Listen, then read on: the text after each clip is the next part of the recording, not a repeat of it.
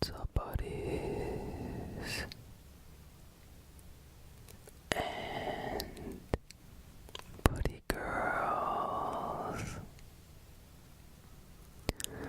I hope you're all doing well and having a good week so far. Today, we are going to get back into our fan fiction story. Chapter 4 of Clarity of Vision.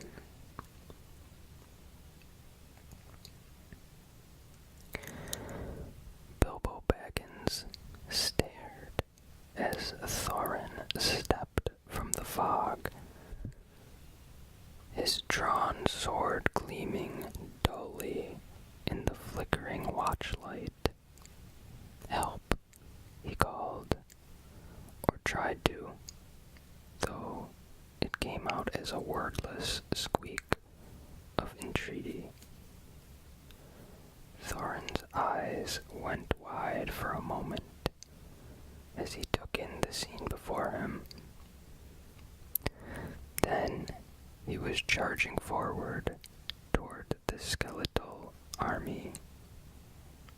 "Balin, Dwalin, to me," he cried in a great voice as he swept his sword around to catch the nearest skeleton in the neck. A shower of bones pelted Bilbo, and he threw up a hand to try and deflect the flying chips. There was a sharp tug on his umbrella, and he realized one of the skeletons had grabbed the end of it. "Let go! Let go!" he shrieked, trying to yank it back. It popped open, and the skeleton gave a confused rattle as it disappeared behind a screen of daisies.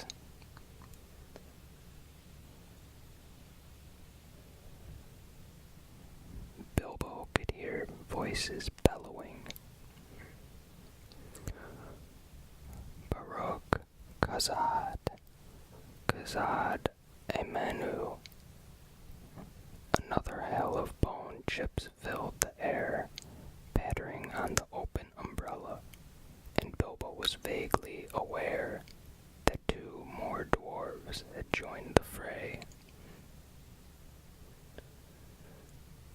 The crowned spectral figure, which had been merely standing and watching, began to move forward.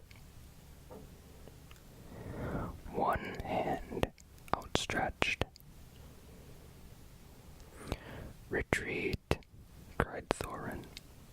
"We cannot fight it," Bilbo gasped, as strong arms seized him, driving the air from his lungs and ripping the umbrella handle from his hands. "Retreat to the city." With a jolt, Thorin slung Bilbo over his shoulder like a sack of potatoes and began to run.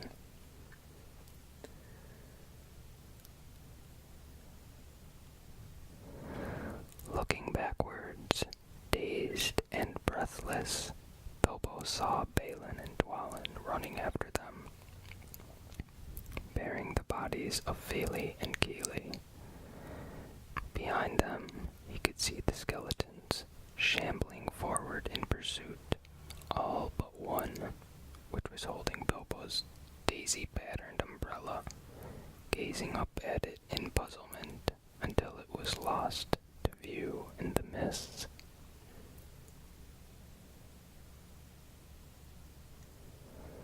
"The library is to the west."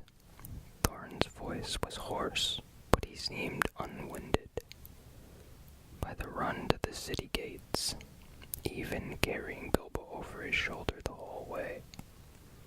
"We must reach it." They charged through the city gates, under the watchful eyes of two mutilated statues, and kept running west. Bilbo was so shaken and jarred, that all of his energy was taken up in trying to cling to consciousness as he struggled to process what he had just experienced. Undead armies, some kind of ghost. It was all insane, and nothing a Baggins of Baggend should ever be involved with. He thought bitterly as he was carried deeper into the dead city of Fornost. Thorin stopped with a jolt. Balin and Dwalin were right behind him, and Bilbo glimpsed through their drawn, fierce faces as they carried their limp burdens. A skeleton reached out and seized Balin's scarlet hood, and Balin whirled to slice at it with his axe. "Hurry, lad, or we're all dead," cried Dwalin, and Bilbo heard Thorin growl something. Stone grated on stone, and then they were through some door and into darkness, total and enveloping.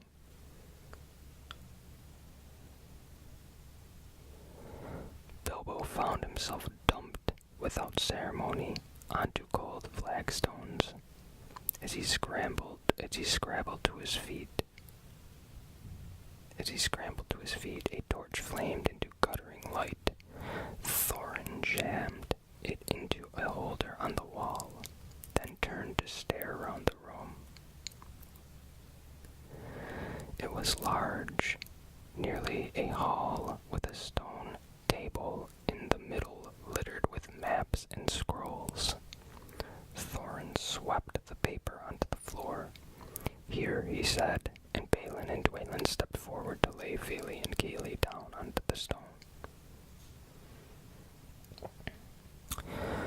The brothers' faces were pale and drawn, their eyes closed. Are they? Bilbo heard his own voice waver in the silence, but the dwarves ignored him. Balin leaned over Fili.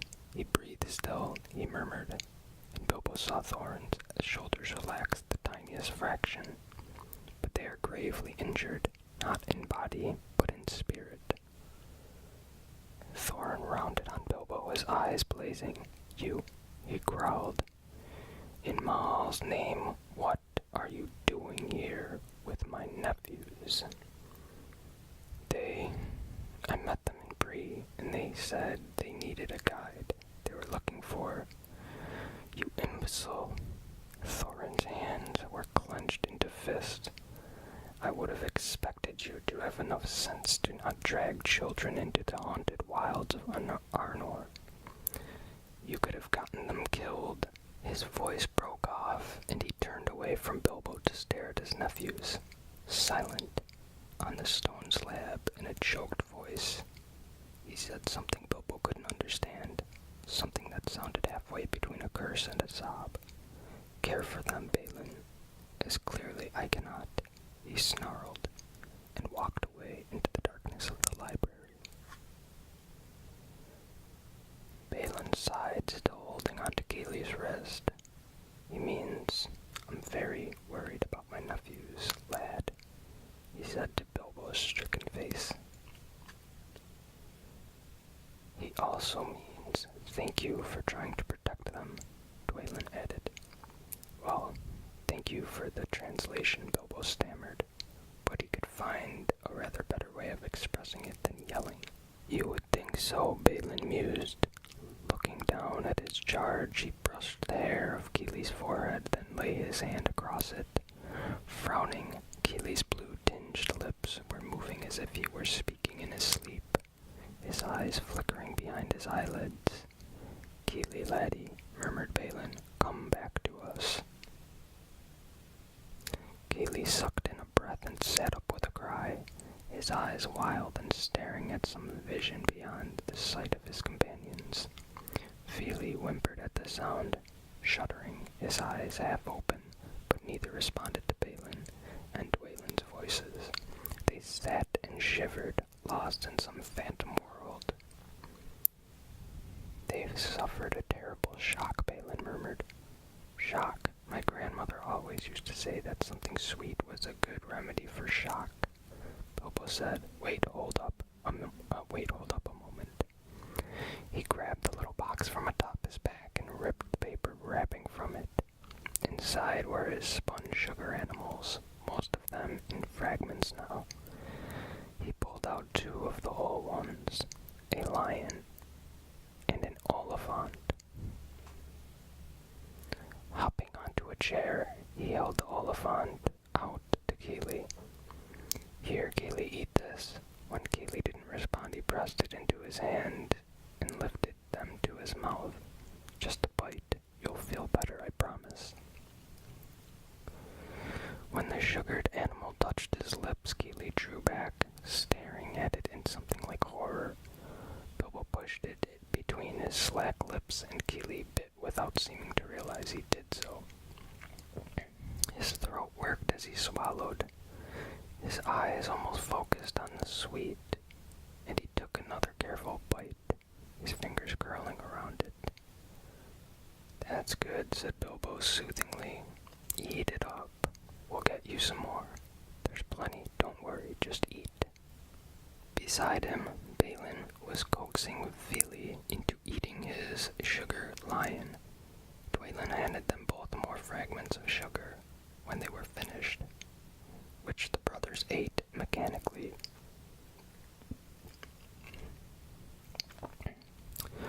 Bilbo was relieved to see that some color was creeping back into their cheeks, the deathly pallor giving way to a more natural hue. Finally, Keely's eyes fluttered and closed. He curled up on the table, still clutching a bit of spun sugar in one sticky hand. His breathing steady once more.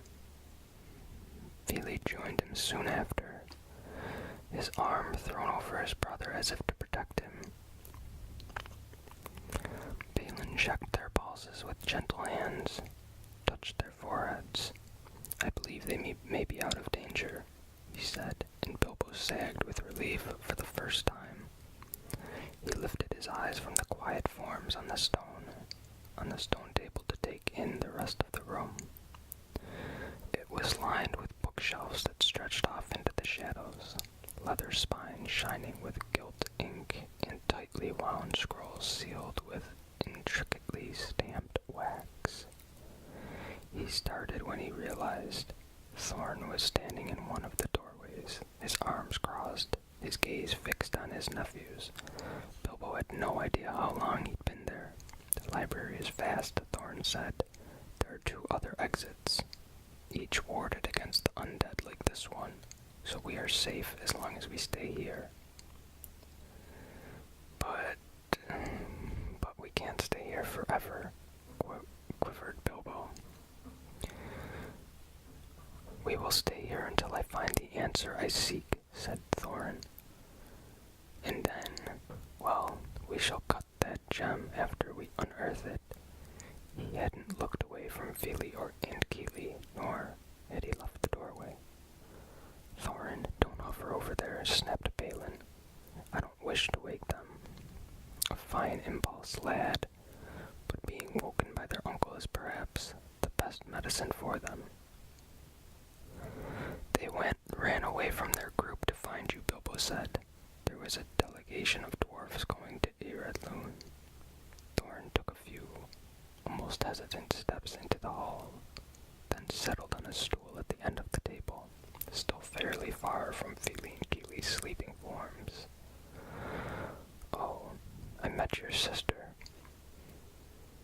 Thorin looked startled. You met Dis? Yes, she seemed to approve of the boys going to find you. She said to tell you that she believed in you. Thorin blinked and opened his mouth and then closed it again. That is a comfort, he said. I told you she would never lose faith in you, rumbled Dwalin. It has been a long time, Thorin murmured. People change. Dwalin shook his head. Not this. Fili murmured something and rubbed at his face, and Thorin was suddenly on his feet once more. Fili threw his hand back over his brother and landed on his face, and Keely made a sleepy protest and threw it off. Then Thorin scrubbed at his own eyes and blinked up at Bilbo. "I had this strange dream," he said, yawning. "There was a ghost and it touched me and I got so cold, and then it became an oliphant and I ate it." He frowned, puzzled. It was delicious. Then his eyes went past Bilbo to see Balin and Dwalin standing behind him, and he sat up with a start. "Balin, Dwalin." His voice was a yelp of delight. "Surprise, Fili, we found them."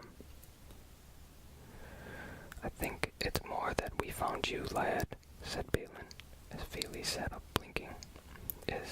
Is Uncle Thorin?" Gilly swiveled until he saw Thorin standing at the end of the table, and his face lit up with joy. "By Durin's beard," snarled Thorin, "I am disappointed in both of you. Running away from your duties at home, abandoning your people." He pointed at Bilbo, apparently unaware that his hand was shaking slightly, "and choosing of all the peoples of Middle-earth the most sheltered and least qualified one to be your guide. Such an error in judgment is unworthy of—" His voice cut off as Gilly and Fili leapt forward in unison to throw their arms around him. After a moment, his closed around them as well. "But Mr. Baggins isn't unqualified," Gilly said eventually, his voice a bit rough and his face still hidden in Thorin's vast fur collar. "He can cook the best rabbit stew, and he tells funny stories that make us laugh and sing silly songs." Thorin shot Bilbo a look over the top of Gilly's head, and Bilbo shrugged, feeling awkward. Then he would make a fine babysitter, but not a— "And we're not babies, Uncle Thorin," protested Fili, pulling back and squaring his shoulders. "We're both adults now. We've gone through the Givesh Tharak. We're not children, and it was important we find you." The king, Thorin's hands tightened on their shoulders. "Is he—" "King Thror lives still," Fili said, his voice going formal for a moment. "But he emerges rarely from his quarters and speaks to none but the Prince Regent." Thorin's mouth tightened, and his eyes met Balin and Dwalin's with a grim intensity. "And what of my siblings?" "Mother is getting by," Gilly said, his voice subdued. "She speaks out when she sees things that need to be said," Fili said. "That doesn't always sit well with the Regent," Gilly added. "And Uncle Farron is much as he always is," Fili said. Another exchange of glances around the room. Bilbo was definitely getting the uncomfortable feeling that a great deal was remaining unsaid. It seemed Thorin had managed to make enemies of both his own father and of his regent fellow, of this regent Thrain fellow. No wonder he hadn't gone home for a decade. "I gather my father is in good health," Thorin said. "He is, well in body," Fili said. Thorin took a deep breath, exhaled it slowly. "Time is short," he murmured, more to himself than anyone in the room. "Balin and Dwalin, I'll need your help. The north wing of the library seems to be mainly books in Westron. I need you to go through them and sort out any of them that seem to be about curses or healing artifacts. Look for certain words: dragons, gold, beaver, shadows, and of course any mention of Durin's scourge. If you find books you can't read, put them aside and I'll go through them later. What can we do, Uncle Thorin?" "Yes, we're here to help." Thorin looked at his nephews, then roughly rumpled their hair. "There's an army of undead waiting for us outside this library," he said. "I suggest you teach Mr. Baggins how to hold a knife and perhaps even take a stab at a foe." He looked at Bilbo, and the corner of his mouth tilted wryly. "He has now attacked 2 different enemies with his umbrella, a skeleton and earlier myself, and has proven remarkably ineffective at stopping anyone. We shall see if the fault is in his choice of weapons or his spirit." He clapped them on the shoulders.